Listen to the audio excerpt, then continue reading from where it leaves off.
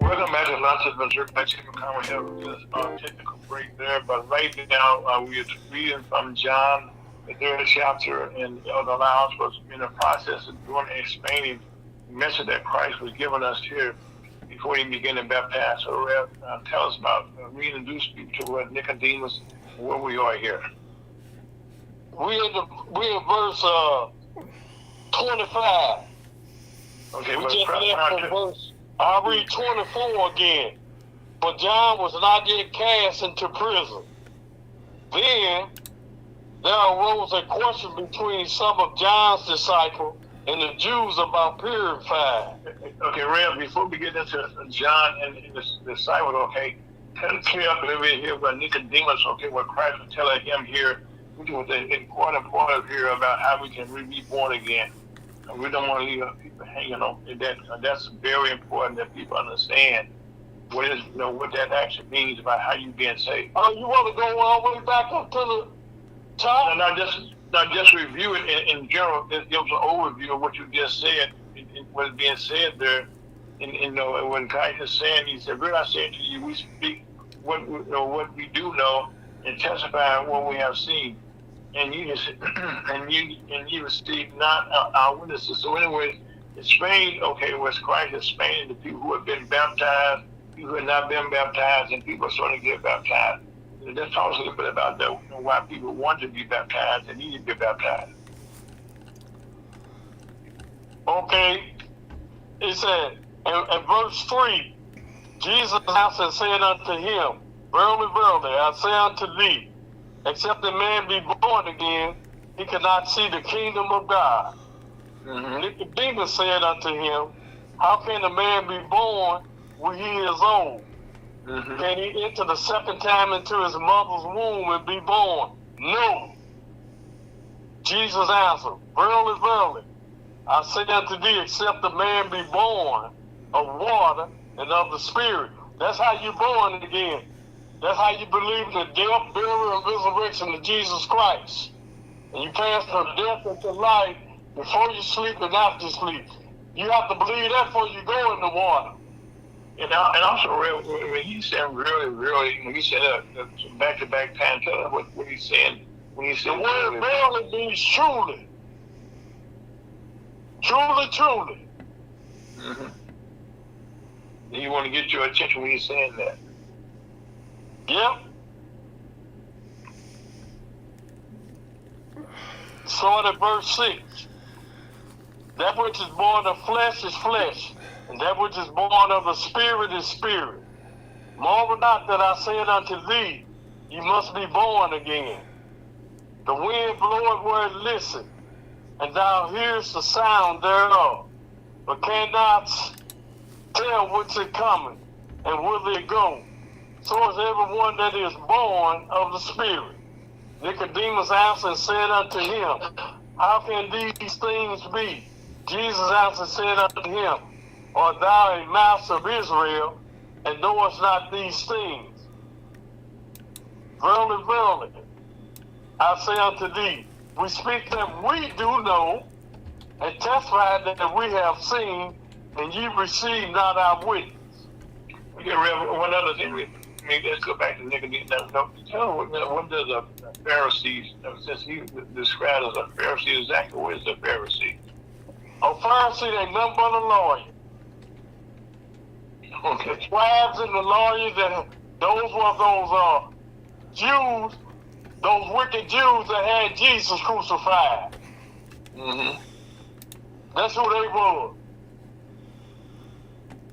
Okay, because in the Bible here, Pharisees, and people say, well, what is a Pharisee? Okay, so he knew the law, but he didn't understand. He didn't understand what God was saying. Now, the reason they didn't understand what God had said because they was in unbelief. Mm-hmm. See, when you're in unbelief, you can't please God, but you might please yourself with your personal opinion. Mm-hmm. So right now, we have a lot of people, who listen to what Nicodemus was saying and what the Pharisees, the lawyer, was saying. there's a big difference in what actually takes place, and that when Nicodemus couldn't visualize, how can this take place? Because it's not on paper this way. And God, Christ is saying this is a new thing and a new day, and that He came here to make a change in life and to change our lives forever. We had to understand what He was doing, and nobody wanted to listen to Him. The reason why Nicodemus was a mouse of Israel, but Nicodemus cannot talk what he don't know. Right. So that's why he came that way, because he didn't know. And that's what they do in the churches. They keep the gospel hidden to the people. Why is that? That's why people say, I get baptized, I'm saved. I'm saved by going in the water. No, you're not. You got to believe the gospel before you go in the water. Water don't save. Belief saves. Jesus Christ, death, burial, and resurrection. That's what saves you from going up in hell. You get out in the water with them and can go with the devil. Okay. Continue. So you continue. Go ahead, sir. If I have told you earthly things and you believe not, that unbelief is again. How should you believe if I tell you of heavenly things? And no man had ascended up to heaven, but he that came down from heaven, which is Jesus Christ, even the Son of Man, which is in heaven. He there now in heaven, waiting to come back to get us out of here, which is the next event is to rapture up the church. And as Moses lifted up the serpent in the wilderness, even so must the Son of Man be lifted up. That's when Jesus was on the cross, dying for your sin, was buried, and rose again. You believe that? You go to heaven. If you don't, you go to hell. That whosoever believeth in him should not perish but have eternal life. For God so loved the world that he gave his only begotten Son, and whosoever believeth in him should not perish but have everlasting life. For God sent not his Son into the world to condemn the world, but that the world through him might be saved. He that believe on him is not condemned, but he that believeth not is condemned already, because he had not believed in the name of the only begotten Son of God. And this is the condemnation, that light is coming to the world, and men love darkness rather than light, because their deeds were evil. For everyone that doeth evil hated the light, neither cometh to the light, lest his deeds should be reproved. But he that doeth truth cometh to the light, that his deeds may be made manifest, that they are wrought in God. After these things, So right now, let's just stop it there and just kind of deal with this for another minute, okay? That you understand, even today, okay, we are somewhat confused because there's no light. You're not explaining to us exactly what's going on. when he said there ain't no light, there ain't no light is talking about you in unbelief. Yes, sir. Okay. Anything else?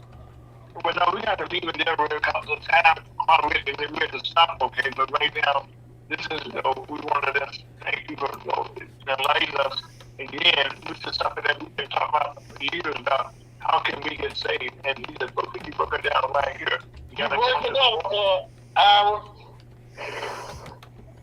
You break it up. The devil is busy. Am I okay, Scott, on your end? Yes, we're all breaking up. Okay. Well, then, we're going to take a small break. Thank you, Reverend, for those beautiful words that people can hear our voices now. Thank you for listening to PurposeUSHopTalker.com. Listen to my team of Converse, Reverend Elder Loud, and also on that note, take a small break, Scott. We'll be right back. Thank you for listening. Love you to my team of Converse.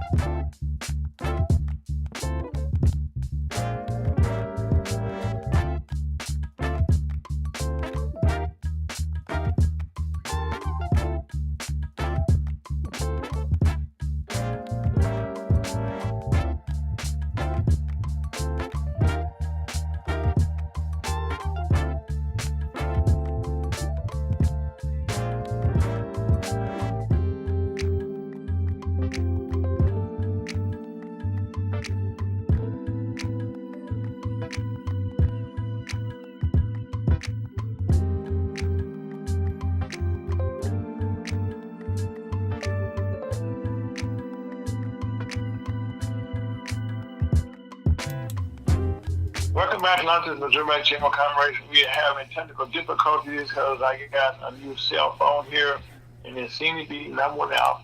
Go act right, but what happened here is this is March the 8th, 2025, and one thing is for sure, time moves on. And this weekend, when we'll be changing our clocks, and this has been going on since 1918. Now, people always told this was for the farmers. That's why they changed this around for the time, the daylight saving time. That was not actually the truth. The changing the clock started back in 1916, and that was when during World War I. And the reason that Germany did it first, they were the first one to change the clocks back in 1916 during World War I, and the rest of Europe followed them. So they were trying to save fuel during the war. Because people had to run their lights and all that stuff, so they were trying to save their. And then then 2 years later, okay, the United States got on board in 1918, and since that time we gone back and forth. We changed it, but right now, this morning at 2 o'clock in the morning. You got to move your clock up 1 hour. Or the best way to do it is before you go to bed, please move your clock up 1 hour, 3 a.m. So right now, to make sure that everybody's on the same page, this afternoon, before you go to bed, make sure you change your clocks around. Now, in the meanwhile, we have been inundated in our country with a lot of changes that are taking place.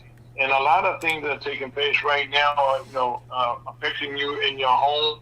And one of those things is the rapid spread and mutation of a deadly bird flu virus. Now, we've been talking about this bird flu virus for a long time here on the station here. But now the United States, it's a global situation. In fact, they think that we may have to be prepared for a pandemic of this. Because the closest, the dangerous gaps, because right now, the H5N1 bird flu had affected almost 100 people with this bird flu. And it is growing out of down in Texas and Mexico and those areas there where we have the birds flying around. And as a matter of fact, even in today, so say, we just break out in West Texas, just short of 200 cases. That's just in the state of Texas. And then in the state of Texas, it tripled in a day to 30. So right now, these cases are taking place in younger people who are being unvaccinated, and whose vaccination status is unknown. So when we talk about the measles, you have to get vaccinated. And if your children going to school and they meet other kids that's not there, if we get home to you. So please do your part and get vaccinated. Make sure all your kids have all of their shots. You have all of your shots. And most people know older people have been vaccinated. So once you've been vaccinated, you're pretty much safe. Unless you come across again what is taking place here. And also, not only this affects our young people and our families and everyone in our country now, but we do not want this to come across into our country. And one of the things that's taking place, we have destroyed over, listen to this over here, almost 200 million chickens and turkeys and other birds and herds around the country. Now, what this has done, when you're killing these chickens off, that means that there are less chickens to make eggs. And so, since there are less chickens to make eggs, that means the price of eggs has gone crazy. So right now, not only is chicken eggs, the price of eggs going crazy, you also affect the cost of your beef that you have. And the ground beef thing that you eat, that they make on the cattle. Or they're killing cows right now. And really, you cannot stop it because the birds are flying. And you can't stop the birds from flying. So right now, to go along with this, we're still into the flu season. And with the weather changing like it is here, and we still dealing primarily in some cases with COVID-19 virus. So the best thing you can do to protect yourself in all this chaos, confusion, just wear your face mask. Wherever you go, if you can, get your face mask. You go in a hospital, a lot of businesses right now, they put face masks out again, so put on a face mask. People are coughing, they're sneezing, but please protect yourself. If you can, social distance, and wash your hands for your own safety. And also, please get your vaccines and watch out as the measles brand continues to spread across the country. Measles is a highly contagious viral illness that typically begins with a fever, a cough, a runny nose, and pink eye, which is lasts about 2 to 4 days, and then there's a rash. But right now, if you get 2 doses of the current vaccine, that provides 97%. Rarely does a fully vaccinated person get the measles. So please look out for yourself and your children. While this is going on in this country right now, we have had the highest job loss since the last 2 recessions ago. And right now, looking at all this is going on, the U.S.-based employers now 170,000 jobs, 72,000 jobs have been cut, and that doesn't include. Now, those includes another 63,000. That's a lot of jobs. And the U.S. economy added 151,000 jobs, but it was expected to add 150,000. The unemployment rate it rose, and also this Tuesday. And while this is going on, our economy is going through changes. Okay, according to the Fed Chairman Powell, the economy is very strong. During the third quarter, the economy grew 2.8%, and consumer spending had increased by 3.7%. The unemployment rate right now is at the lowest rate. Was at the lowest rate in 50 years under the Biden administration and the Harris administration. Now, this week, okay, the unemployment rate is at 4.1%. That's up. It was up in the 2 not long ago. So that's because as these cuts are being taken place across, the federal government, that's putting people out on jobs. People are quitting their jobs. Then there's a lot of uncertainty, and I can't give you a good answer because as things are taking place, different departments are moving around. Jobs are being cut. Here's the departments being cut. Now, this has created more chaos. This is where you're going to hear a lot of now. The stock market, the S&P posted its worst week since before September, and the central bank is in no hurry to cut interest rate. What that means, there will be no interest rate cuts no time soon. And that also, Hey, Al, yes, sir. I would just like to say something that we have to stop eating eggs and find something else to eat. You could change your appetite if they had like that. Oh, really? I think that's going away because the eggs are $5 or $6, and that's if you can find eggs. Right. And that doesn't even include, okay, you go, anything that's meat that you get from a cow, since those cows are being killed off also, that's going to drive up, the cost of beef, hamburgers, because almost most restaurants around the country all have hamburgers as their number one thing. And also, by the way, not only chickens being killed, also they kill them chickens also. Yeah. So I mean, so this is something that's not a good thing. Like I said, and this is rather into the stock market, because right now the stock market has been going down, constantly going down. Now, keep in mind that during the Biden administration, they had going up quite a bit. But now it's beginning to fall. As a matter of fact, one of the things that's taking place here in almost everybody's neighborhood, this is about to affect almost most of the country. Walgreens has been taken into a private company now. It was just about almost $24 billion. $24 billion with a B. And this deal made it a private company now. And Walgreens has been traded over 100 years as a public company. So there's a lot of changes that's going on all around us, Rhea. It's changing us We don't, and I guess the thing about it, as these changes are taking place, we have no control about what's going on. And right now, it's slow down. Right, okay, yeah, and right now, You know, 8 hours. The only control we got is we just gonna have to make different adjustments in life concerning what's going on in the environment. yeah, well, we definitely we doing that, okay. And also, while we doing it, the Congress right now, we're coming up on a deadline of next week. They have to come up with a balanced budget. Otherwise, the government will shut down. That will create more chaos. And right now, we familiar with Elon Musk. You know what he's been doing with those. They've been going to different appointments. You're cracking again. You breaking up.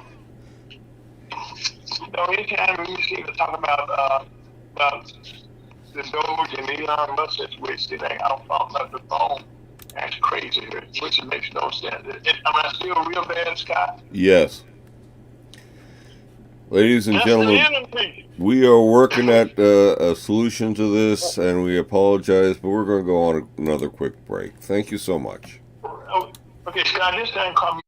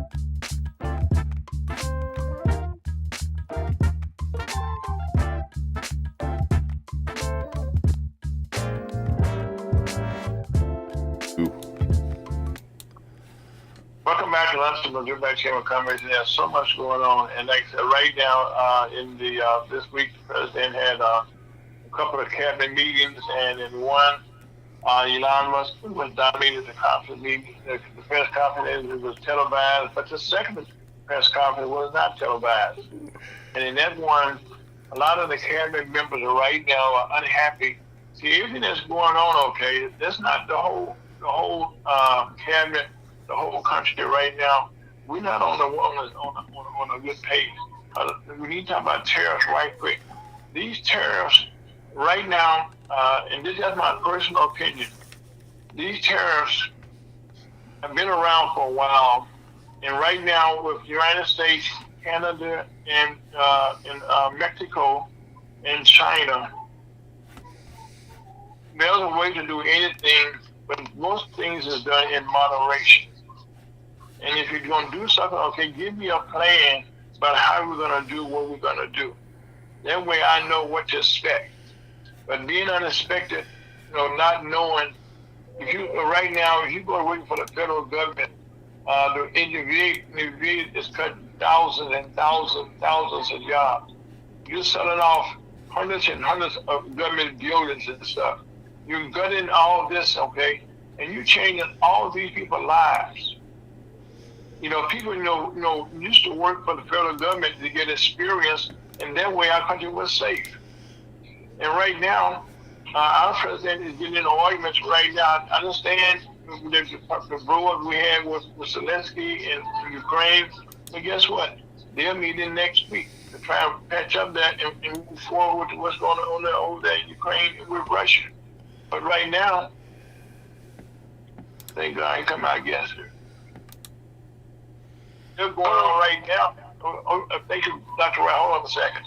Okay, right now, we're watching what's taking place in Canada, where even Canada right now is fighting, for the new administration in their country, and what we're doing is not exactly helping our neighbor to the north, our neighbor to the south, and now the crazy part about this that if you and I, who live in our country, are watching what's going on, people around the world are watching us also. And there's a thing about social media that everybody can see what goes on nowadays. And like I said, we just had a second cabinet meeting where a lot of the secretaries, who are over different departments, they're complaining, okay, that the other departments that they just received, they have fired all the people, okay, that they need to work with. And so they come to the department, okay, they didn't gut it.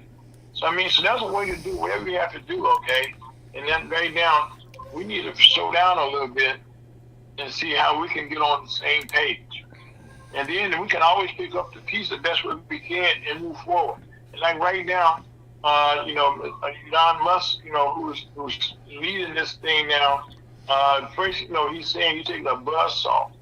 Well, that's what he was saying last week. But this week, President Trump said you're going to use a scalpel to make sure this is precisionally done. This should have been done from the start. This should have been done from the start. That we have precisionally go about doing things, and that's the way our country's been built, okay? That's why we have a Congress. That's how we work together to get things done. And right now, there's a lot of stuff that's going on that we need to talk about right quickly. One of the things with Elon Musk, not only, he's does his own Formula Twitter now, which is now have this issue with threatening people. If in the budget talks right now, if you're a Republican running, you're looking for it now to be in, get us a budget, and the House has to pass a budget, and there's only one couple of votes difference, so that's not going to be a good deal because the government may shut down, that may cause more chaos. And right now, that is not good for us in our country right now. And while this is going on, we're looking at cutting more jobs. But in the real news, there was a man that was killed this past evening down in South Carolina. They had a firing squad where they killed him, which is kind of brutal. But they did that because in South Carolina they were trying to use chemicals, and the chemicals was not going well, and they had bought three executions, and that was not good. And so for the first time in over a decade, we had a fire squad kill someone. And also, on a national level in our news right now, Vice President Kamala Harris, former Vice President Kamala Harris, is now thinking about running for governor of California, and also in the suite of governors in the state of New York City. Former Governor Andrew Cuomo is running for mayor against Mayor Amy Adams and a lot of other candidates. And this is what's taking place right now. We get now into the early season where you have a lot of turmoil, a lot of town hall meetings, which you normally have from your congressman who come talk to you about what's going on. Well, when you have those meetings, people right now are being shut down, and unfortunately, the Congress, the Speaker has told the people right now, the Republicans, don't hold town hall meetings. Well, if you don't have a town hall meeting, how are you going to talk to your constituents? And so what this is going to do, we got more people running for office right now against those people, and there will be a change coming very shortly. Right now, you got to talk to the people. We are the ones that actually vote. We're the one that actually determine what should go for, what should not go for. And just to give you a good example of that, you can say the St. Louis. We just had an election this past Tuesday where our mayor, Charlotte Jones, came in second in the four-way race. And since the St. Louis had changed their system now, we have the top two people in the primary running in the general. Well, in St. Louis, they had that 50% of the people turn out to vote, which is very embarrassing. But also, that's going on in St. Louis. But right now, they're going to run again against each other in April. And it just may be possible that she may be able to beat Alderwoman Kara Spencer in the runoff. Who knows? But people got to get out and vote. You can complain about what's going on, but if you don't vote, ain't nothing taking place. Now, that's not a good word. Ain't nothing. Nothing is going properly. But we need to get out and voice our own selves about what we can do. And also, one of the things that's constantly around our country, we watch it. Carjacking, and murders. And right now we had a little 9-year-old kid, 9-month-old kid, just was killed in a murder homicide just this past week. So right now, these murders, these guns, and people right now are depressed, they're unhappy. But right now, this got to cease. It's not increasing. It's increasing, but not decreasing. Now, that's a lot I just said. We have technical difficulties, but so far we've done pretty good. So we may have figured out what was going wrong there. And also, right now, before we go any further here, make sure that another thing that's not good. We was very successful in our space program. Mr. Musk space program, the SpaceX Starship, which is the one that was carrying up the the satellites into space, which was talking about going to the moon. Well, unfortunately, his program just disintegrated because the last two satellites that went up there, like the one just the other day, it kind of had to blow it up. So this is the second time that this is taking place. So right now, there's lots of events going on, and hopefully next week we'll be, when we get back to you, we will be able to have this technical difficulty worked out. But right now, without any further ado, we'll take a small break, come out with our very special guest, talk about what's going on, and learn a little bit about history. Scott, and then listen to Ferguson, USCHotPowerRadio.com on Facebook, Twitch, and YouTube. Some people is about check out comment. His name is Aaron Folks. That's Elder Lyles. That's Scott Owen. We'll be right back with great Dr. Wright, John Wright. Scott, take us out of here.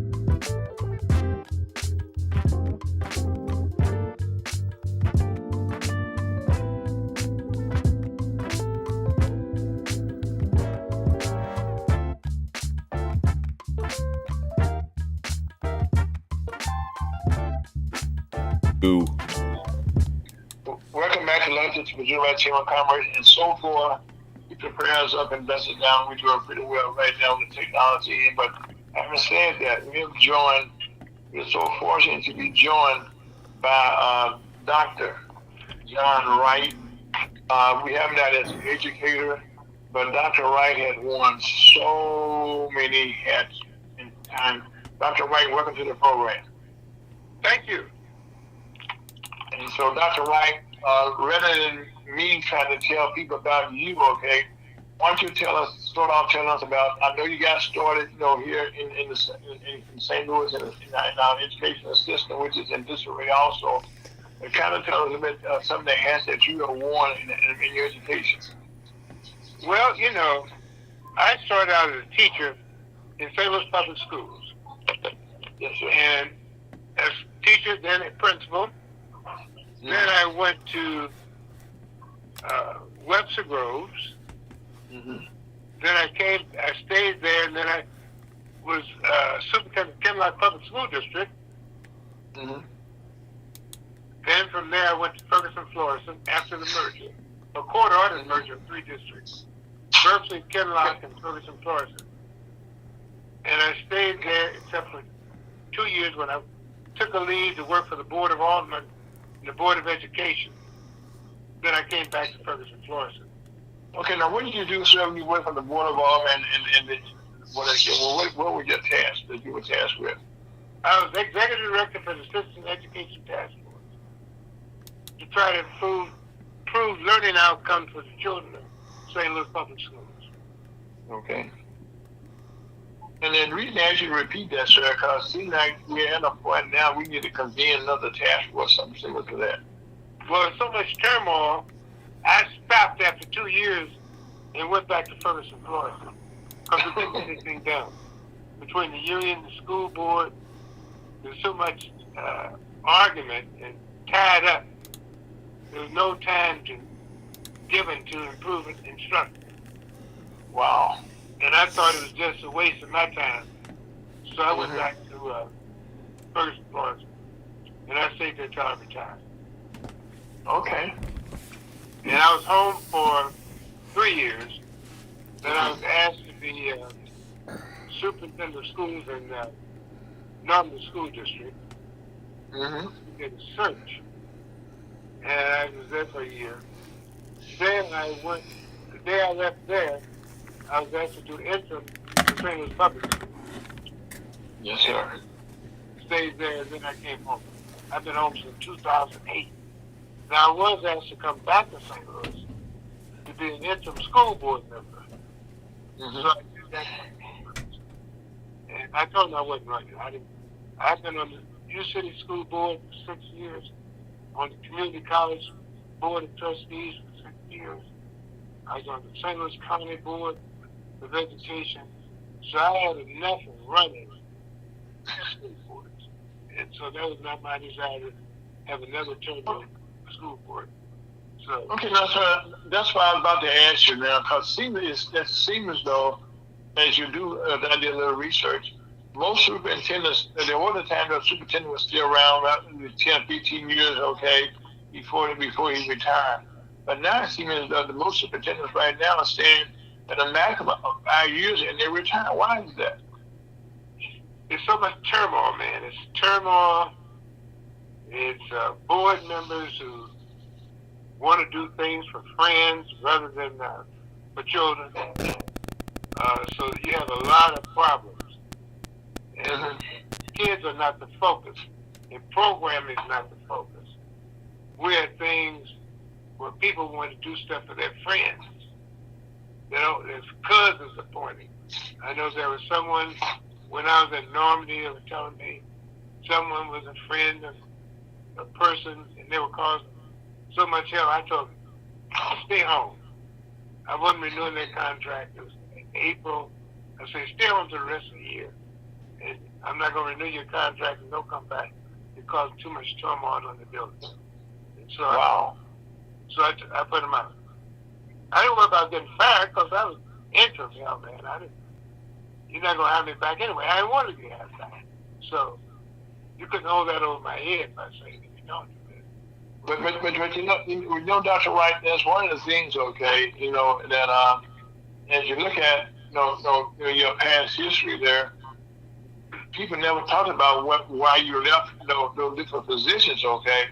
But I know, not only were you an educator, I think the city of St. Louis asked you to wear some other hats. When the mayor came in, that she wanted you to come be part of her administration. Who's that? The current mayor of St. Louis, she asked you to be part of her administration. She had to be on the school board. Right, I'm be on the school board. I mean, I'm going to be on the school board. And right now, our school board is in turmoil, as you just said, because of favoritism. I said I was not going to run. I was told that they found someone to run. And I filled in for her. But I wasn't going to run for school board. I understand that. Well, right now, Dr. Wright, as you look at your career there, but you also did some things that were international in your career also. Right. I was vice dean of the Council of Core College in Washington, D.C. I was honorary counsel for the Republic of Senegal, and I was on the World Trade Center board. And so those are some things I did in that. Then I did Fulbright in India. I did that one summer. Okay, now what's a Fulbright? Can you explain what a Fulbright is? What that actually means? What it is, you study a different culture, and you're they're all over the world. A Fulbright scholarship, you're chosen because of your scholastic endeavors. I was one of 12 that went to India in '82 for the summer, going to all parts of India, looking at educational institutions and culture there. And so then you give talks and you come back and you pass that information on. But it was and I'm still in touch with one of the guys. We were together, and some of the folks, another one, we were together. He passed away. There were three of us. We stayed in touch with each other since '82. And so that was a good experience. And then I did a Thai teacher exchange with Thai, the administrative exchange with Thai for Thailand. I did that. Wow. Okay, now, as you look at, since you have some international experience right now, our education system in our country right now is taking a hit now, because nationally we're not doing well, and nationally, there's not a large supply of teachers right now to teach kids. So what are some of the things, since you're not in, you don't have to work for anybody right now, what are some of the things that you see that how we can kind of improve things, not just here in St. Louis, but most of the country, where we are right now, trying to find good teachers, trying to retain teachers, and also not just the urban, but in rural areas. What are some suggestions you could give us as we're talking to right here, to our whole entire country about how we can improve ourselves? Well, I think you have to have a belief. When you go into the classroom, you have to have a belief in your students. Mm-hmm. I taught special ed. Mm-hmm. My first teaching assignment. Okay. And I went in and said, one special, always special. Now, what is special ed, first of all? Let's That's get the kids who are behind in achievement, supposed to be mentally retarded. Okay. When I work with my students, Mm-hmm. some of them took the test for high school and passed. What a teacher who was having classroom problems, and the principal had my girls to keep the class while she went out and learned how to teach. Mm. So it's a matter of believing students, and everything's possible. There's a movie, Stand and Deliver. Jaime Escalante went in places where they thought he couldn't do it. The kids passed the test. Mm-hmm. But you have to go with a mission. When I was in Normandy, I met the principal and said, how can I help you? They said, you the first person in church that asked me, how can I help you? Everybody's telling me what I don't do and what I need to do. But no one's going to come to my school and say, how can I help you? Mm. Now, that's bad. So you can't run the district from the desk. You have to go out. Mm-hmm. You don't tell people you're coming. You may go into the back door, the kitchen door. Next thing you know, you're in the hall walking. Look at the classrooms. When I was on the personnel, the Friends and Folsom School District, Mm-hmm. they just tell me about this one teacher who was yelling and screaming all the time. So I went up to the school, and I didn't know I was coming, but I went out in the hall. She was yelling and screaming at the kid. Mm. And so you have to correct that. And principals who know, when I was in the Kenlock School District, we had one woman who didn't want to deal with the teacher who couldn't handle the kids because she was a past superintendent's daughter. She was sound asleep in the classroom, out, and the kids, young kindergarten kids, traumatized. So I got someone to take her home, and we delivered her to the house so that she can't stay. Mentally ready. And I found someone to take her. The family, That's bad. it was that bad. Yes. You know, I was talking to an administrator just yesterday in a rural school district, and he's one of our members of our Chamber of Commerce in rural Missouri, and he was saying that trying to deal with the kids in the classroom, that most teachers right now, that he originally worked, on the grade school level, he's been promoted to the high school level, because mainly that they have found that some of the female teachers, were being overrun by their students. By the what? By the students right now, was not giving them the respect, the teacher the respect that she should have gotten. Well, when I started teaching, I may have had a jump. I worked at juvenile court when I first got out of school. That was at the detention center. So I knew every thug in the neighborhood. And so when you're at the detention center, some days when nobody shows up, you run the floor about 90-some kids by yourself. Wow. You know the thugs, and you get to know them, and they need to know you. When I was in Marshall, the kids had taken over the playground, so the principal couldn't do anything, and teachers couldn't send the kids out. And I went out and said, "Look, fellas," and I knew them by name. I think it makes a difference when you know them by name. I said, "You folks, you got to give us a break now. It's okay to play basketball, but you got to stop the basketball playing with the kids at recess." "Okay, Mr. Wright. Okay, Mr. Wright. Okay." And that was it. But I knew him by name.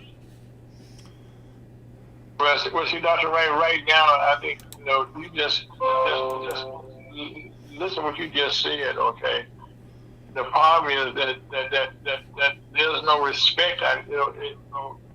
The teacher, you got to earn respect. You can't give respect.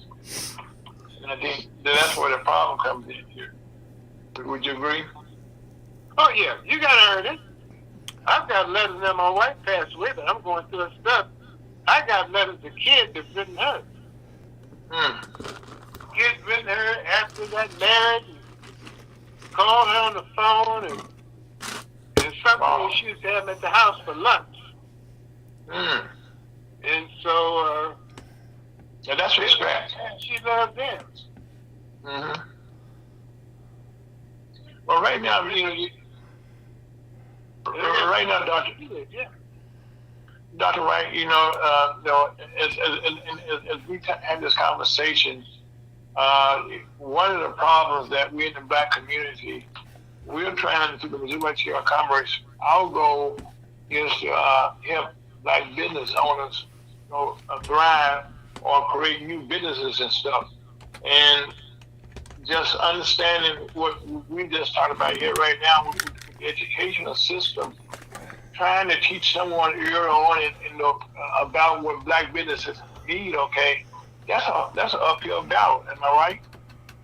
It's not impossible. You got to believe, when you get into something, you got to know what you're getting into. And you got to be willing to go with it. You got to, it's not easy. And I wouldn't tell anyone it's easy. But it's work.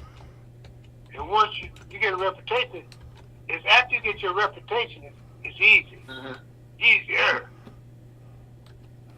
You got to win respect. And then you can do, I remember when kids got suspended, and hearing get terminated from school. Mm-hmm. Parents didn't show up, and I was the only one in this termination here. So I've been dropped the reputation from him because I was at his suspension from school. Wow.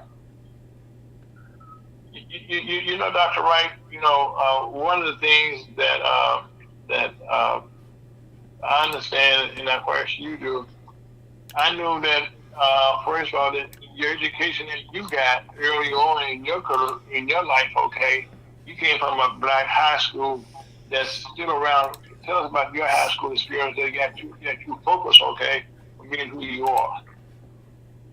Yeah, I was a Sumner. Mm-hmm. This is the oldest high school west of the Mississippi. Mm-hmm. But I had teachers, blessed with some teachers, who gave a lot because they couldn't get any place else but high school. Mm. Who else came up in a segregated world, you know. Mm-hmm. Grace Montgomery had Kenneth Billups, a great instructor, because whites wouldn't hire him. Wow. So, you know, Robert McFerrin Mm-hmm. had some of the high school teachers. We had Charles Turner Mm-hmm. was hired in Sumner because white institution wouldn't hire him. He was one of the top scientists in the country. He still did it at Sumner High School. Mm-hmm. You know, and also Sumner, you know, had the Mr. Richard Hutland, was a great teacher over there also. Who? Richard Hutland. Oh yeah. Hutland was a tennis man. He did Arthur Ashe. I know. He can't. He trained Arthur Ashe, who became one of the first back to win a Wimbledon championship. And Ashe stayed at his own. Mm-hmm. They didn't worry about where you lived at that time. Hutland got Arthur Ashe to stay with him. Mm. And he was living in Richmond Heights. Oh, Arthur okay. Ashe came back and forth with him every day.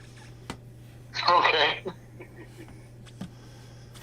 Well, that meant that right there, you know, there was a trust factor there, you know, but at the same time, the fact that I know one of my very good friends, and I'm in the chairman of Reverend Larry Brown, listening to us right now.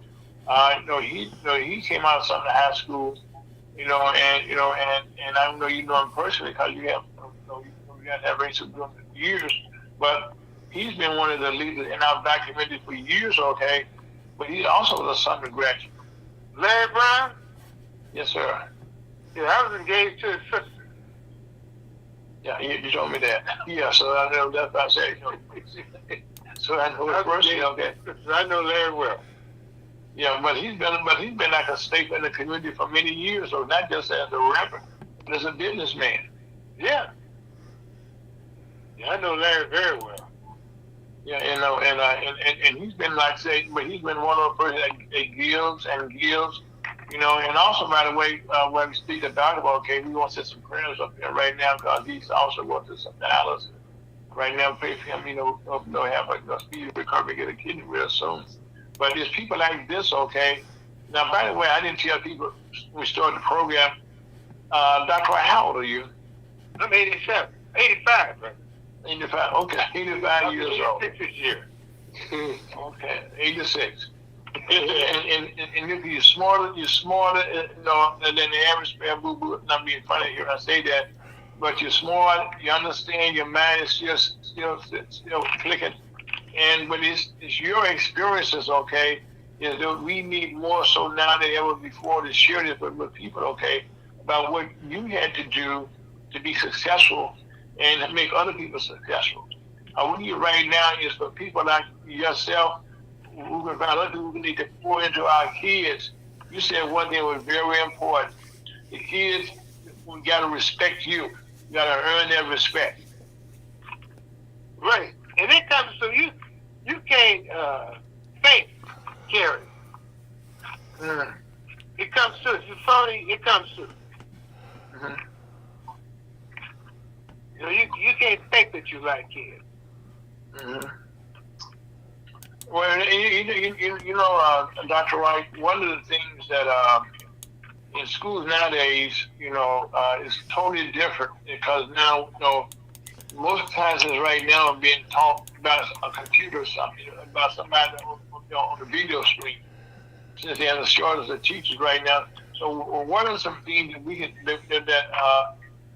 that we can share right now with different parents who listen to us right now, how they can improve their kids' relationship with their teachers?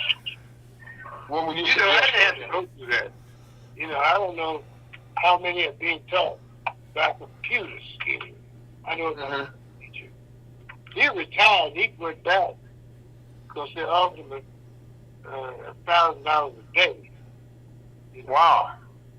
So he went back to school, and he wanted to be just a sub. Now he's teaching charge of the building. It's what now? He's in charge of the building when the principal's absent. Okay. So he's done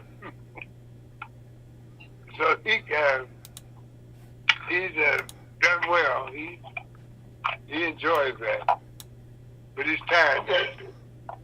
He's glad to get conversation besides talking to young folks all day. So he looks forward to doing other things too. Okay, now, Dr. Wright, one of the things, well, in your career, I know that early on that we had a lot of men that were teachers. I know, like Bishop Wooten, who was one of the top bishops in the entire world. And he was also educated. They came from Harris-Stowe College, Teachers College, early on. I mean, that's where you graduated from, am I right? Yeah, a lot of men because we couldn't get jobs in other fields. Mm. I have a friend, Richard Shelton, ended up being a IBM executive. Mm-hmm. You know, he went to teaching. You know, we went to Harris-Stowe. It was $20 a semester when we joined, which is college. Wow. Mm. $20 a semester. That's cheap. Yeah, it's cheap. You could try college, you know.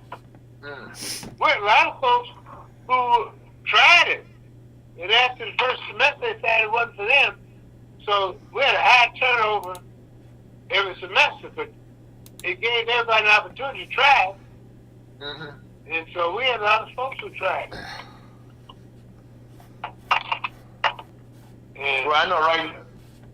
Go ahead. I'm sorry, go ahead, sir. no, I just thinking about Jordan McFarland had a big church on Taylor Avenue. Mm-hmm. He quit saying, I found the Lord. So he stopped teaching and started preaching. Okay. He built that church on Taylor Avenue near Delmar. Okay. And that became a very successful church. Yeah, George passed away, but that was... Mm-hmm.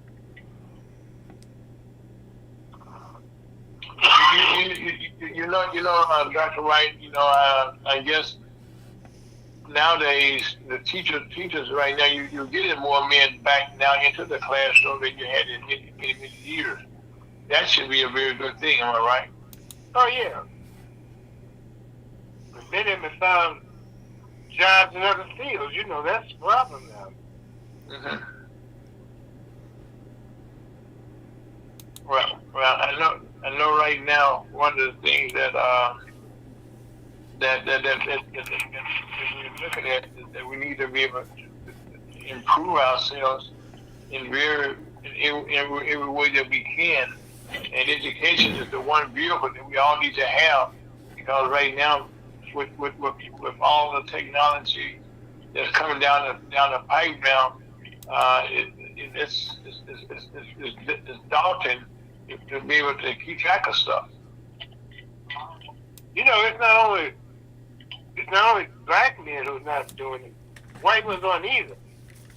When I was teaching for Webster, for a time I used to teach out of state, and I had very few men in my class. Mm. They coached, and that was it. Mm.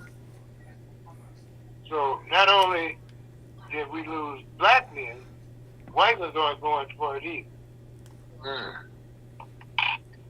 Well, like right now, like I said, jobs are getting tighter and tighter right now, and I guess the one thing that education helps people to understand, because as we look at our country right now, I might not be on the spot, but if you look at what's going on right now in our country currently, what are some of the thoughts that you could give? Work it up, Al. Okay, Scott, am I okay? No, you are breaking up. Let's take a real quick break, and I'll call you back. Okay, Dr. Wright, just hold on. Hold on. Okay. Okay, Scott. Because the first thing you're saying, I read Dr. Lunch was too much information. Life is good, he said.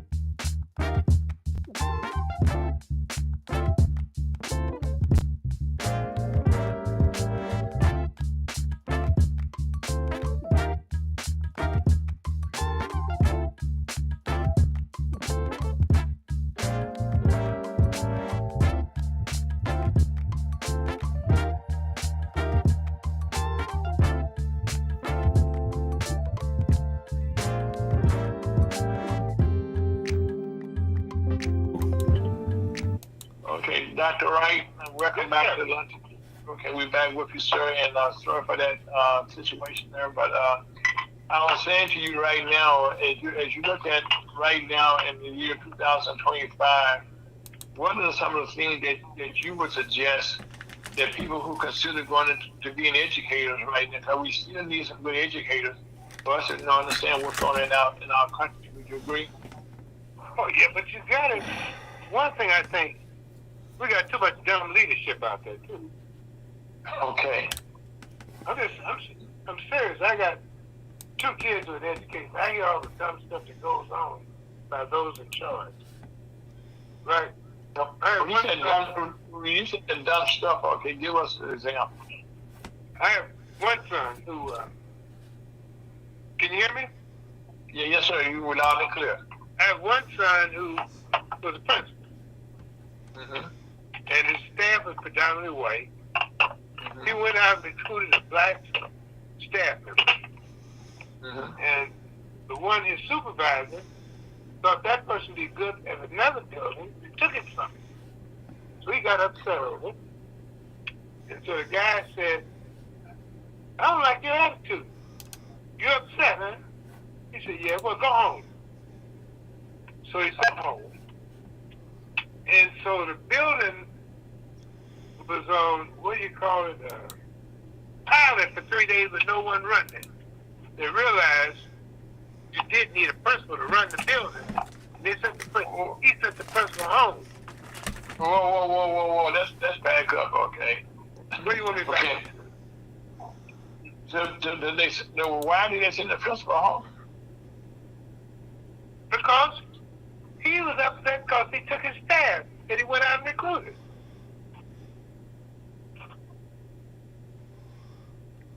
Wow. Because he expressed anger because he went out and found the teachers recruit Mm-hmm. and supervised the temple.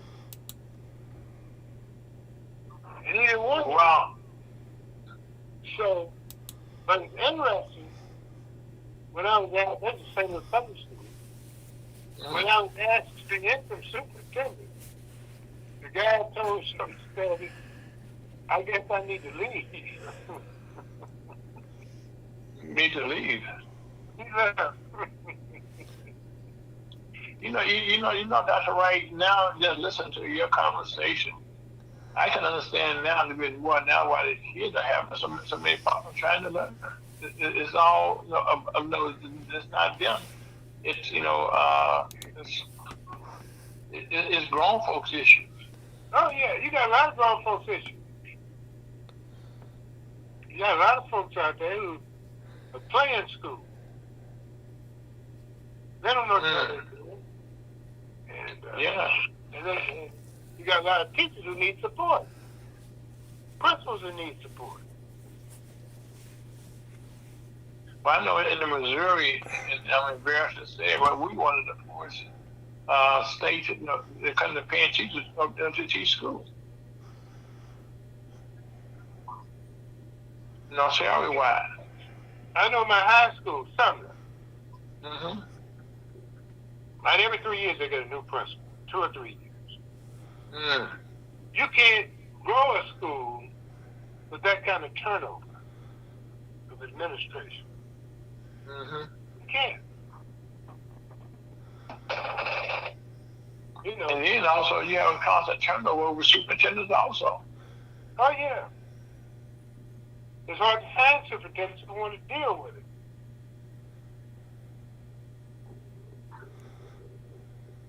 And I think at the end of the day, that's that there's no consistency because I guess each superintendent will come in, he has a vision, that what he has for that school, what they want, what they want to get accomplished, during his administration, in his legacy.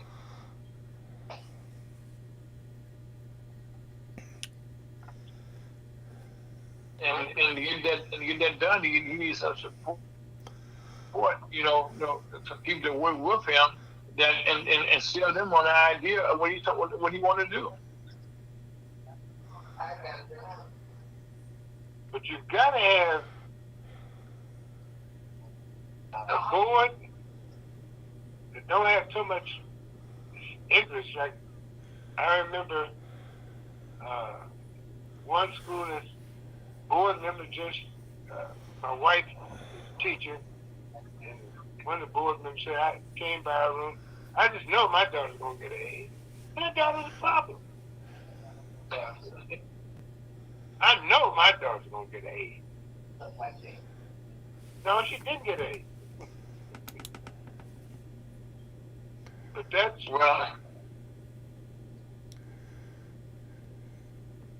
and that's not just that one kid, but every parent feels their kids are smart. Yeah, but you just can't. You got to be a parent, and you got to be supported, and you don't put that on per teacher. Mm-hmm. And so teachers afraid to do their job because of board members. And some board members just want to go on trips.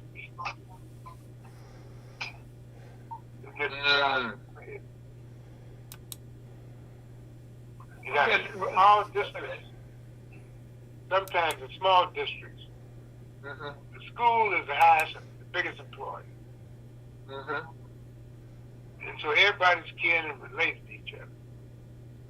But you got to tell the board, if you want to save the kids,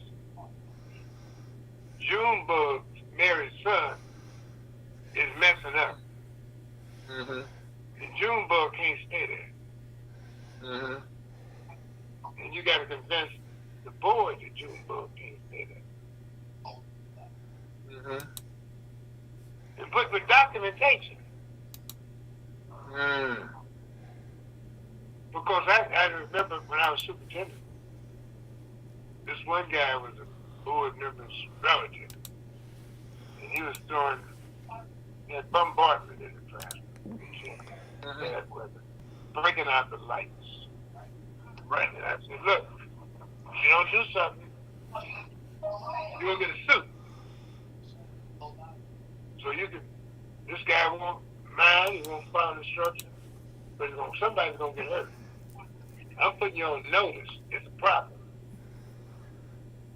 You want to keep him, but you got to know it's a problem. I'm putting you on notice. I'm not going to put the blame for it. So they talked with him, and he didn't do it, and so he got terminated. But I tell him, it's a problem. If you don't do something, somebody's going to get hurt. And you're going to get sued. But I'm letting you know what's going on. And I'm not going to be a part of this. Dr. Wright, as we look at right now, what we need most of all, that we have to have is basic education. And unfortunately, one of the problems that we got to deal with, and is not being dealt with, is vaccination for the children right now is not what it used to be, and now, and it should be what it is now. How can we make sure that the parents are aware that they need to have their kids vaccinated? What can we do about something like that? Well, what you have to do is put the facts out there. Look, we're offering this to your kids. Here are the records. Kids with schools where kids aren't vaccinated, they have a greater chance of dying. So here's the fact. This is where we are. If you don't care about your kids dying, don't get them vaccinated. But the chances are, if you don't, he'll be part of the statistics like it is at other schools that don't have it. But death is a reason you want to do it, to avoid death. And here's what happened in places that didn't do it, and the kids die, and they get sick. So if you don't mind your kid getting sick, you don't mind Junebug dying, you're okay. Keep doing what you're doing. But if you care about your kids, you got to take care of it. You know, Dr. Wright, I think the fact that you just laid it out like that, and I'm not sure that's how it's being done with people right now. They okay, they being that direct, just telling them that it's life and death. You know, because that's we get anybody's attention. Yeah. But you got to lay it out in front of them, though.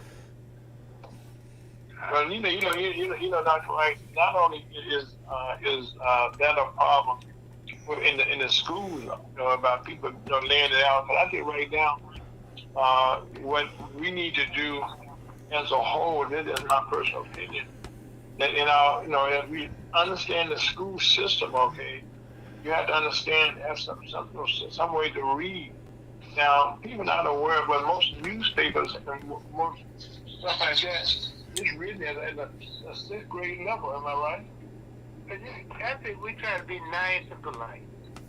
But that's all day, man. You should be. But you got to be truthful, too. You got to be truthful. You know, some people don't want to hear it. The kids don't want to hear it. And I got to tell friends, I just tell some friends, I got friends who are hard-headed. Yeah. I just say, look, I'm not going to just tell us where you want to ship the body. Just tell us where you want to put it. I'm not going to argue with you. Let the family know where your body to be shipped. Because where you're going, you're not going to make it.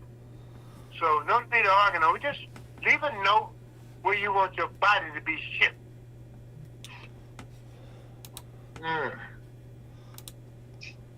Wow. Now that is definitely getting to the point, and people should be hearing it and understanding that these are the facts of life. Yeah. And Dr. Wright, that's one of the things that across our country, people are not being factual, direct, I should say, when they come to explain to people what the facts are. Administrators have a relationship with teachers. Mm-hmm. The better they get that message over, because they trust you. Mm-hmm.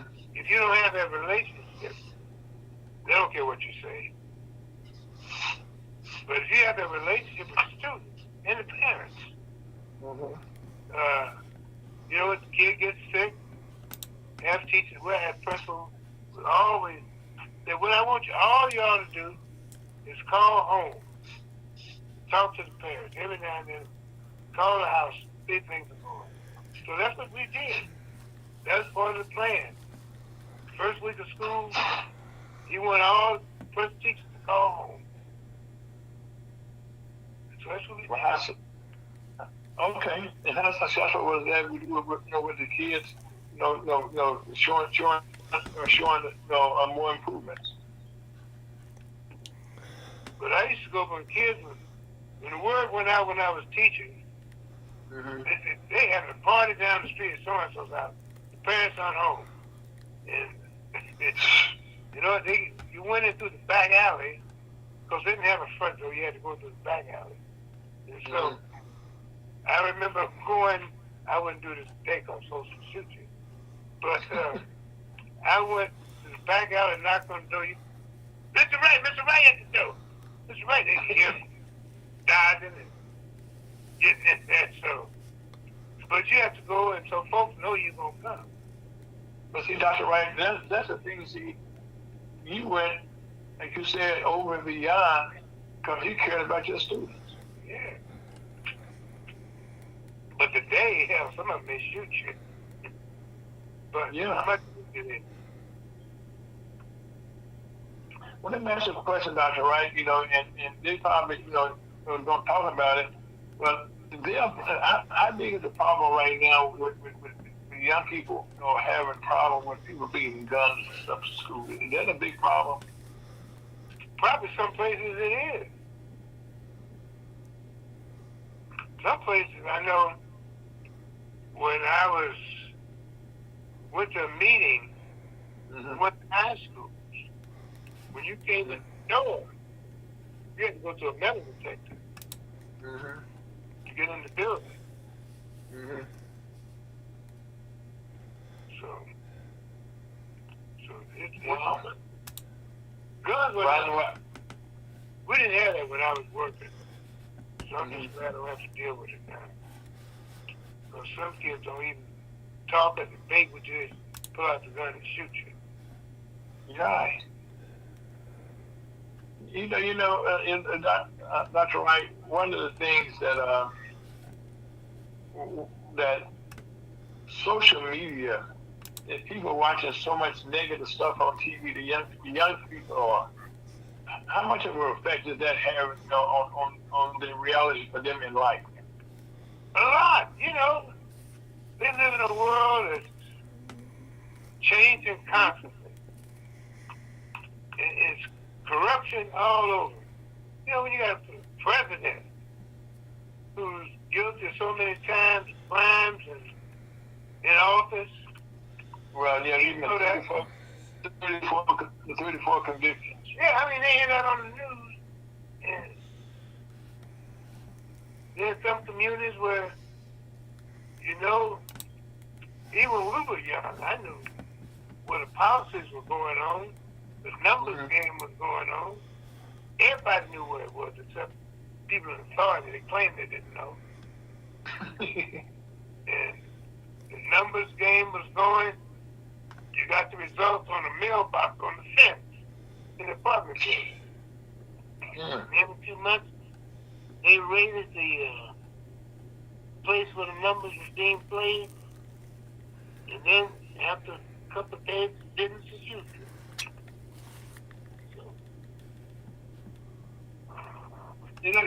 Just for the sake of clarification, Dr. Wright, I only hear the word the numbers game. Is that exactly how has that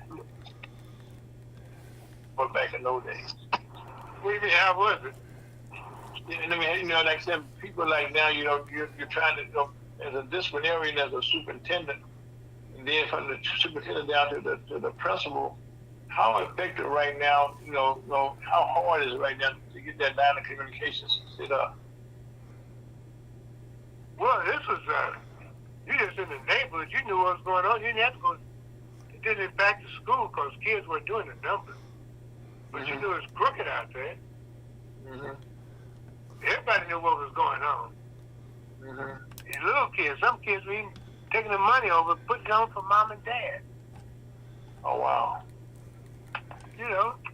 So right now, for us to get a change, we got to start down at that level to go up to the top. Am I right?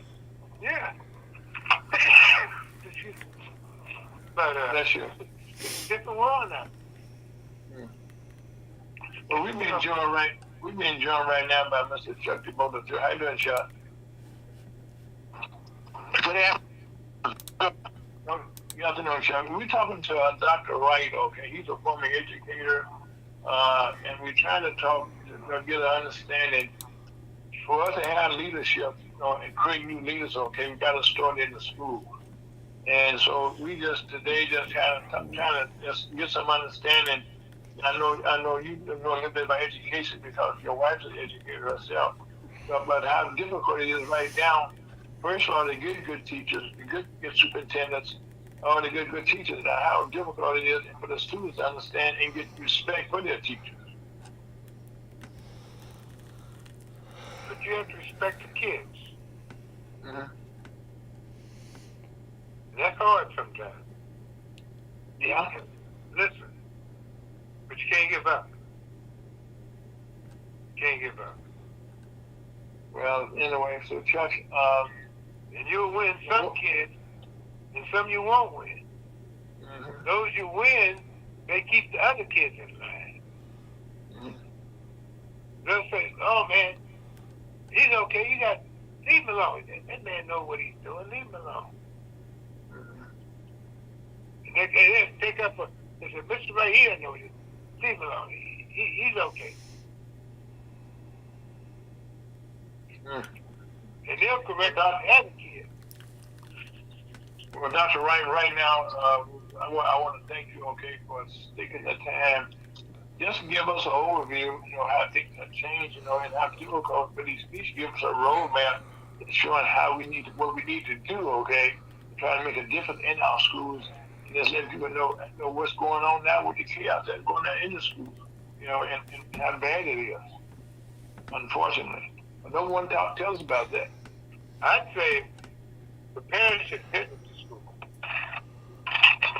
So sometimes never go inside the school until there's a problem. Mm. And if you visit the school, that'll also make people do right. Yes, sir. Parents, white schools, you got parents in it. It's hard for principals to run the building because parents interfering all the time. But it keeps the bad stuff out too. Well, Dr. Wright, Dr. Wright, I hate to cut you off, Dr. Wright, but right now we're going to change over to Chuck. And Chuck, right now, I'm sorry, what you said, Dr. Wright? Okay. Thank you for your time, sir. Like we will be talking more today or not more. Thank you so much for your time, sir. Okay, take care now. Okay, yes, sir.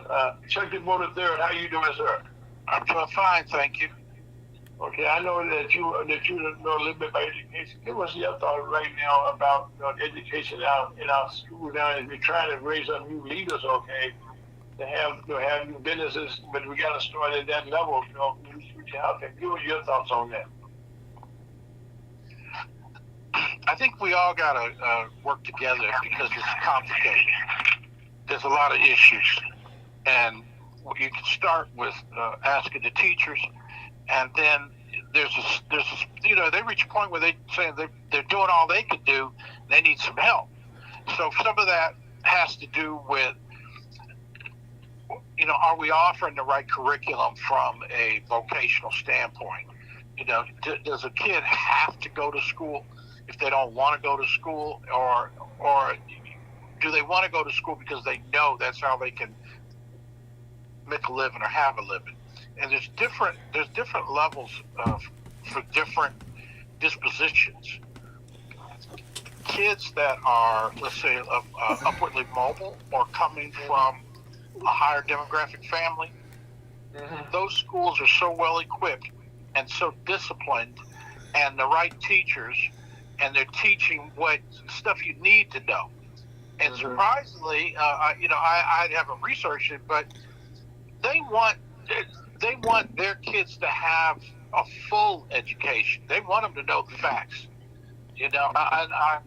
From my experience, I have not seen them shy away from topics like slavery. Now, I won't go into the curriculum part, and I'm not all the way up to speed to understand completely what is critical race and all that kind of stuff meant. But that was an issue that was brought in the educational environment that's impacted by the federal government. So we're looking at the disruption and if a kid, and I should say kid, let's say somebody in between elementary school, junior high, and high school, you kind of fall into a path or a track. And those kids that are given exposure to like video technology or we see science fairs and things, and there's some phenomenal things happening. That's where we need to support and offer resources to those that want it, have something to feed them and to drive them and keep them going. And then there are those that are just disruptive and are maybe only going to school because that's what they're forced to do. There may be a different or a separate environment for those. But, I know this has all been said before, all been tried before, and it's going to have to start at home. Right. You could look for whatever resources you want, but it's going to have to start, with the man in the mirror. But Chuck, I'm not going to take a lot of time on that. Okay, but I think you guys echo what Dr. Wright just said. The time that he's on there with us. That You're breaking up, Ira. Okay, how's that? Am I still breaking up? You're still breaking up. Chuck, hold on 1 second. Okay, we'll take a little small break. We have some kind of difficulties last couple of weeks here. But just hold on and Chuck, we can take a small break. This is a lunch with your Chamber of Commerce on BridgesUSHotTalkRadio.com. Life is good, Scott. Take it out here right quick.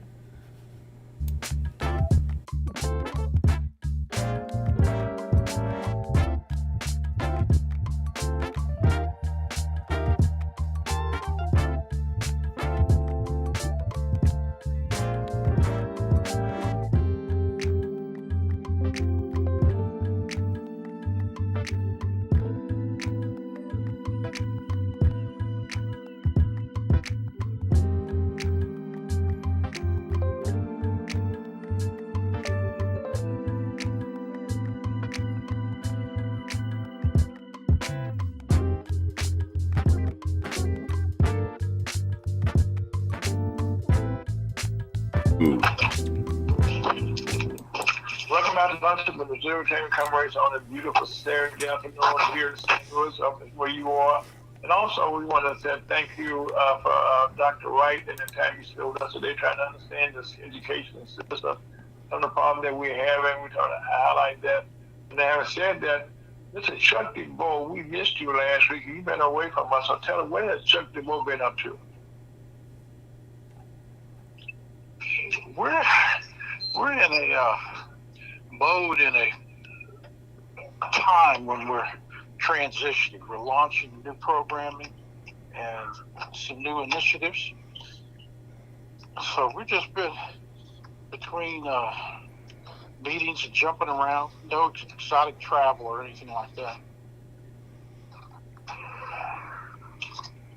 Well, Chuck, I guess you ask this question. Okay, with all the changes that are taking place in our country today, give us your thoughts on some of that.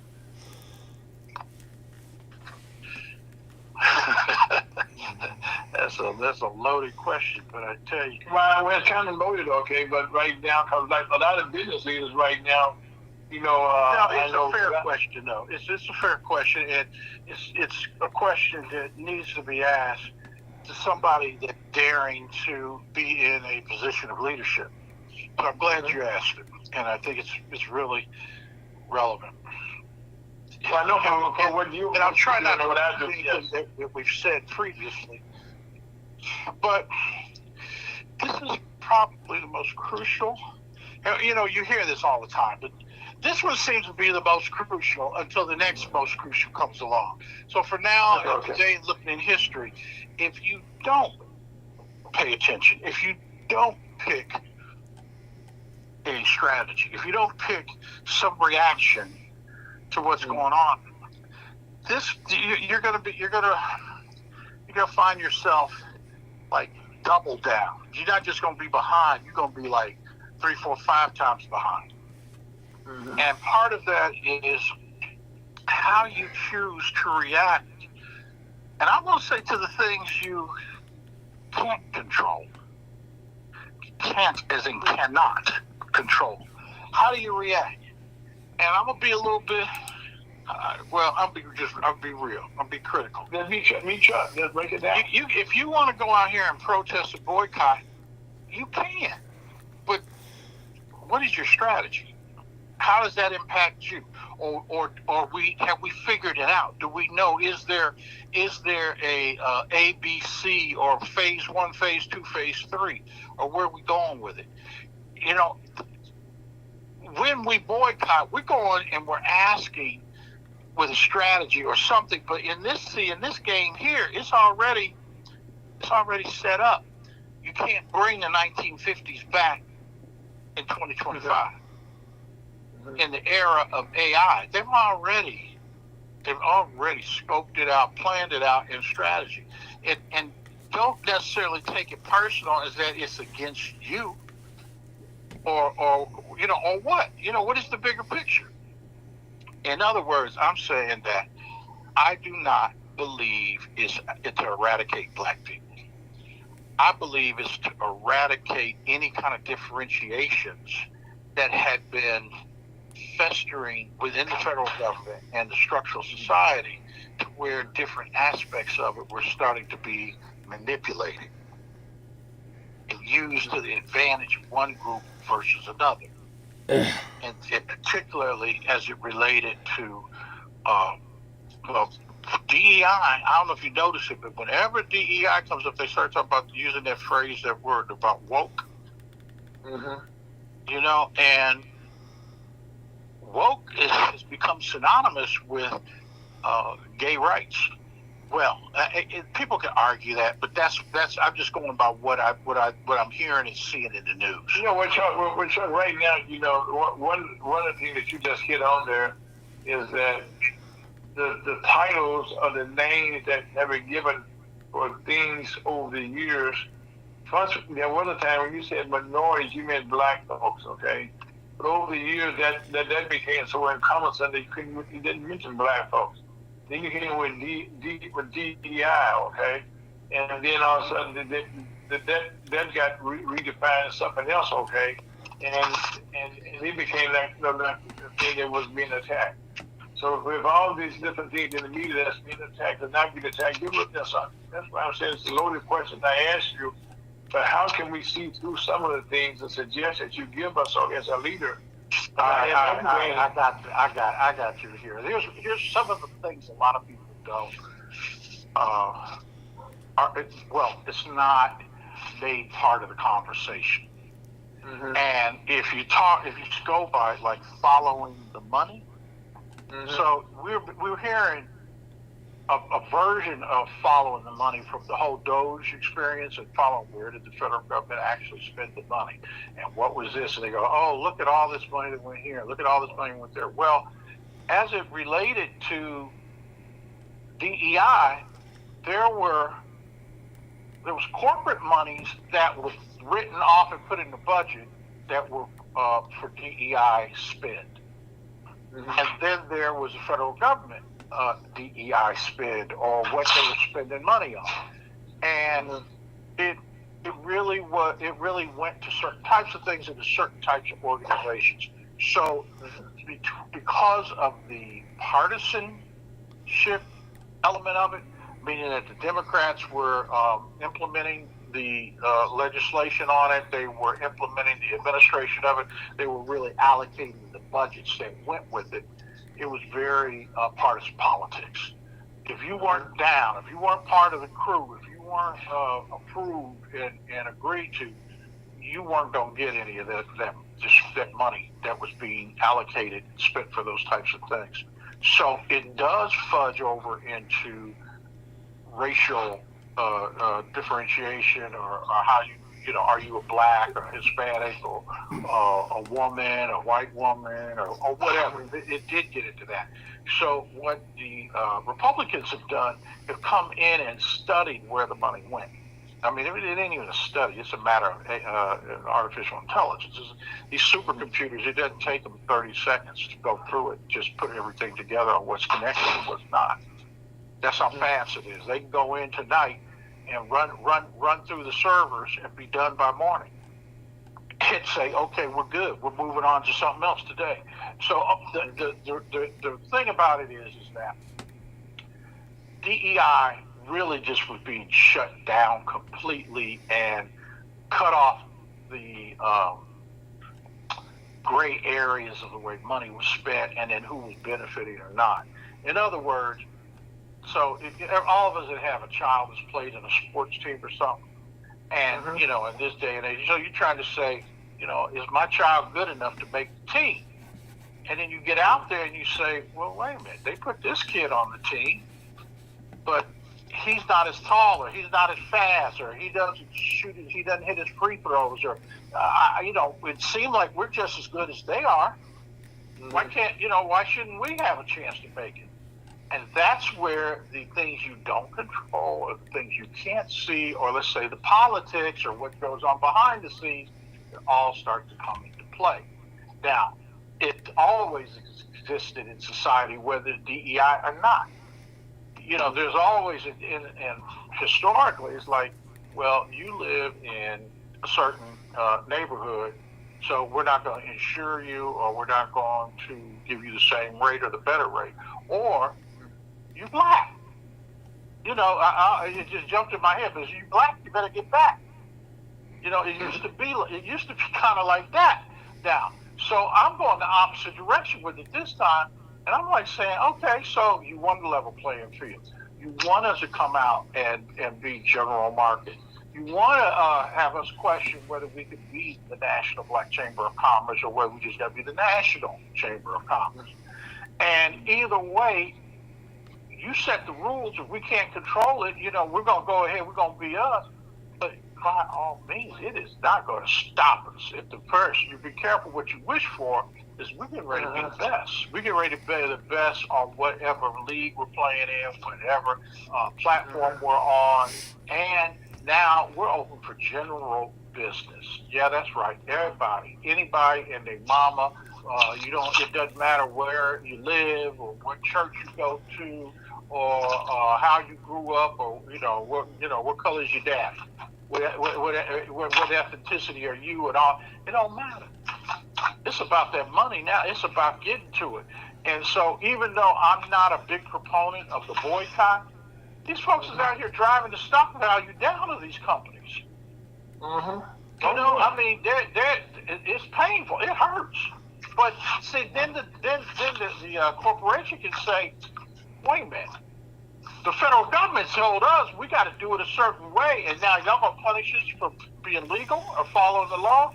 See, that's where you got to be careful. You don't want to hurt the wrong thing, but then the White House is asking us, the black business community at large, just saying, or not just black, small business. We'll say small business. They ask the small business, can you please let us know what's working? What policies do we have that are getting good results?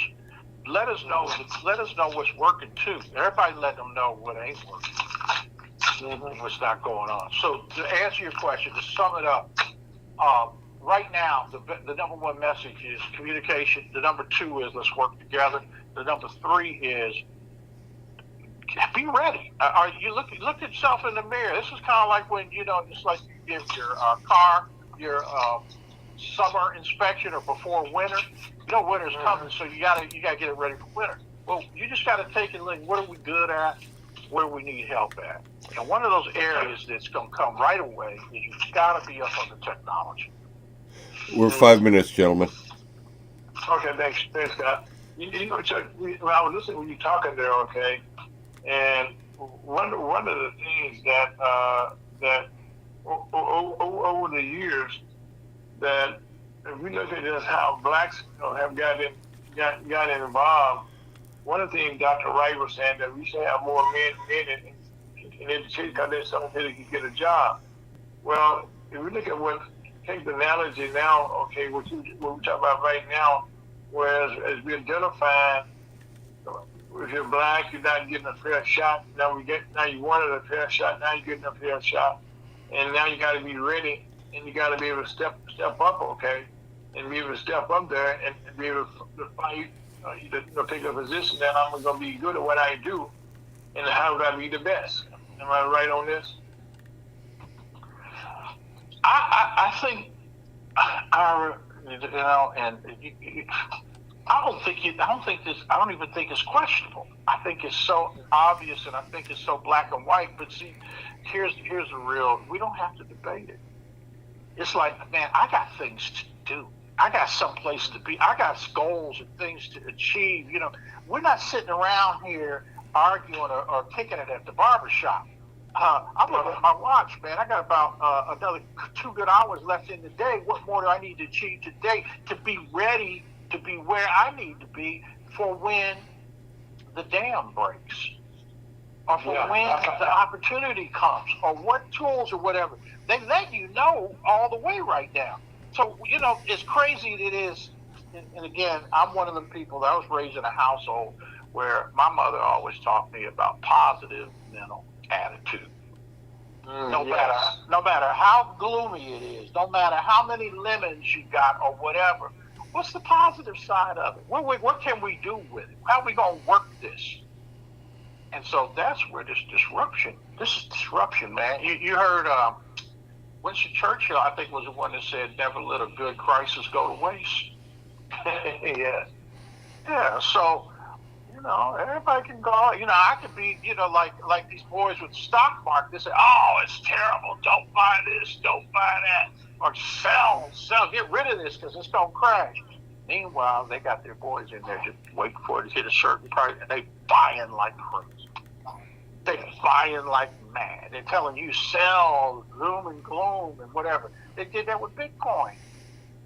They drove that price down there and turned around and hit it. And people that are doing their homework and got their own constitution, got their own foundational roots and things they base decisions on, they're like, no. We see you coming. Come on in. We sitting there waiting on you. And that's exactly what's going on right now. People are seeing opportunities in the market, and they're getting prepared for them. So one of the things that's happening is if you are a savvy investor, and I'm talking about banks, private equity, different types of entities where CDFIs, all different, and they're saying, you know what, we see that the market is going to become segmented. When I talk about the market, I'm talking about the universe. Here's one thing right now. Did anybody notice, if you didn't know the word or the phrase rare earth minerals, did you notice that was in the news these past few weeks? Yes. It started with Ukraine and the deal, and Russia came up and said, oh, if that's what you want, come on over here, we can make a deal. See, this is different in a businessman's approach. Trump's whole thing is, he knows how to figure it out if it's a business deal. It's the politics of what's going on behind the scene, and Zelensky coming over here and already had made a deal on the rare earth minerals, and already had met with the Democrats and had been out there campaigning for the Democrats and all that. And he led the Trump crew on like, no, I'm interested. I'm coming over. I'm going to sign the deal. And to find out you never had any intention, it was false trade. So when you break your you break your word, or you break your trust, it's a new game, a new day, a new game. So now, all of a sudden, here, I'll wrap this up. But you ready to come to the table now? You ready to come to the table now? Yeah, we come to the table, but at the same time, National Black Chamber of Commerce and this little black business in the diaspora, we're already over here talking to some African countries or some other places in the world. They got more rare earth minerals than Ukraine. And got full control of them and ready to say. So you see, here's what I guess where this story really goes is to, what do you have to barter with, to charge, to negotiate with? What you got? You got anything? Bring it. Well, black folks, if we just nothing more than the boycott crew, meaning that whoever go line up for that, because a lot of them aren't necessarily business owners. Business owners are trying to go boycott. They're trying to say, listen, we're gonna sit this down. I've been doing this all day, okay? Because it's difficult, but right now, what Chuck is saying, we are saying the National Chamber of Commerce was a Chamber of Commerce. Our future is very bright. We just have to step up and go get what is ours. And we have friends around the world in the right place at the right place. All right, Chuck? Amen. On that note, thank you, Mr. Chuck Paul. Thank you for Dr. Wright this time spent with us. Thank you for Elder Lyles. Scott Owens, thank you for all you've been doing today. And my name is Ira Post. This is Luxury Elizabeth Chamber of Commerce for March the 8th, 2025. Please be safe, and I can check it out at you. Positive, and life will be good. Love you, and life will be good. Have a great weekend.